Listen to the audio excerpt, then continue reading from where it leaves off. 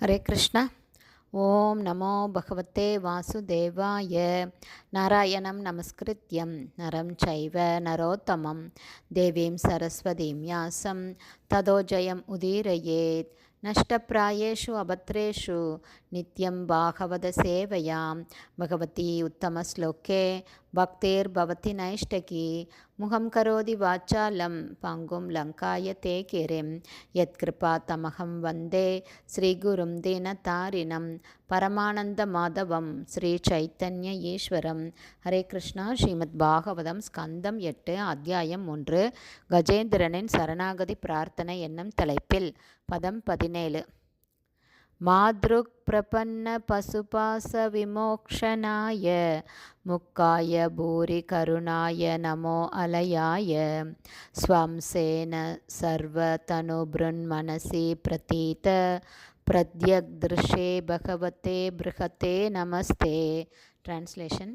பரம முக்தி நிலையில் இருப்பவரான உம்மிடம் என்னை போன்ற ஒரு மிருகம் சரணாகதி அடைந்திருப்பதால் இந்த ஆபத்தான நிலையிலிருந்து நிச்சயமாக நீர் என்னை விடுதலை செய்வீர். உண்மையில் நீங்கள் பரம கருணாமூர்த்தியாக இருப்பதால் இடைவிடாமல் என்னை காப்பாற்ற முயற்சி செய்கிறீர். உமது விரிவங்கமாகிய பரமாத்மா அம்சத்தில் எல்லா உடல் பெற்ற ஜீவன்களின் இதயங்களிலும் நீர் இருக்கிறீர். மேலும் நீர் எல்லையற்றவர். முழுமுதற் கடவுளாகிய உமக்கு எனது பணிவான வணக்கங்களை நான் சமர்ப்பிக்கிறேன். பர்பட் பை ஷில பிரபாத். ஜெய் ஷில பிரபாத். ஹரே கிருஷ்ணா. இதோட எக்ஸ்ப்ளனேஷன் போன 2 ஆடியோவில் பார்த்துட்ருக்கோம். பேலன்ஸ் இப்போ பார்க்கலாம்.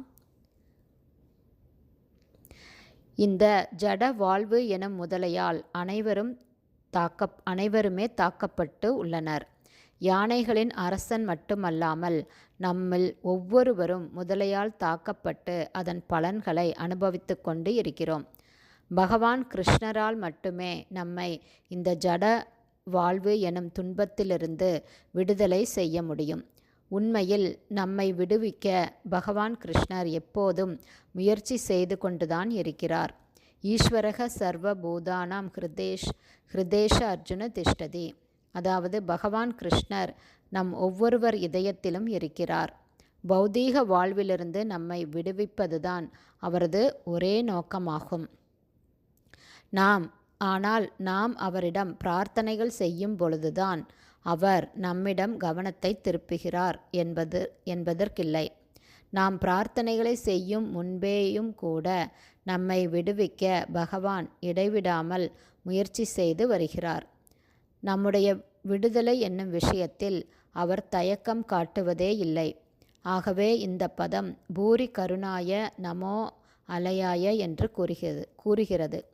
பரமபுருஷ பகவான் கிருஷ்ணர் எப்போதும் நம்மை அவருடைய திருநாட்டிற்கு அழைத்து செல்ல முயற்சி செய்து வருகிறார். இது அவருடைய காரணமற்ற கருணையையே குறிக்கிறது. பகவான் முக்தி பெற்றவர். நம்மையும் முக்தியடைய செய்ய அவர் முயற்சி செய்கிறார். ஆனால் அவர் தொடர்ந்து முயற்சி செய்தும் அவருடைய உபதேசங்களை நாம் தான் ஏற்றுக்கொள்ள மறுக்கிறோம். இதனால் அவர் கோபப்படுவதில்லை. ஆகவே பூரி கருணாய அல்லது துன்பம் மிக்கதான இந்த ஜட சூழ்நிலையிலிருந்து நம்மை விடுவித்து பகவானின் திருநாட்டிற்கு நம்மை அழைத்து செல்வதில் எல்லையற்ற கருணை வாய்ந்தவர் என்று பகவான் கிருஷ்ணர் இந்த ஸ்லோகத்தில் வர்ணிக்கப்படுகிறார். ஹரே கிருஷ்ணா. ஸ்ரீமத் பாகவதம் ஸ்கந்தம் 8 அத்தியாயம் 1 கஜேந்திரனின் சரணாகதி பிரார்த்தனை என்னும் தலைப்பில் பதம் 17 ஸ்ரீல பக்திவேதாந்த சுவாமி பிரபுபாதாவின் விளக்க உரை இத்துடன் நிறைவடைந்தது.